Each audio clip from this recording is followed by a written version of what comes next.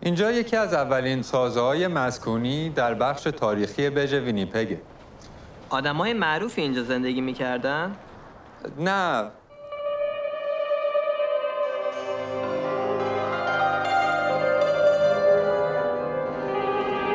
نازگل بودو بیا. نگین! چرا داریم میدویم؟ سر یه تو یخ پیدا کردن. آخه اصلا چطوری از تو یخ درش بیاریم؟ Alors, on me dit que ta dernière journée ici, c'est ça? Billet pour Winnipeg, s'il vous plaît. On va discuter de ta nouvelle vie.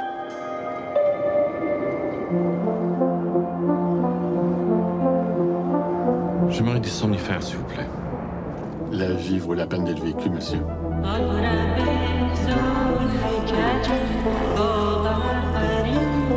Bingo! آفرین! باریکلا! معلمم کاملا دیوانه است.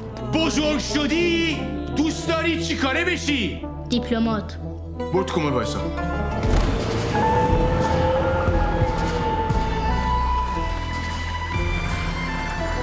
برو آروم بیدارش کن. بهش بگین که برگشتیم خونه. ما عجله داریم. شما نمیتونین کمکمون کنین؟ Winnipeg, étrange destination pour le tourisme. T'as-tu des chaises? J'en ai. T'as-tu des étagères? J'en ai. T'as-tu des divans? J'en ai. من مسعودم. خیلی خوشبختم. من به اون آقاها اعتماد ندارم. بچه ها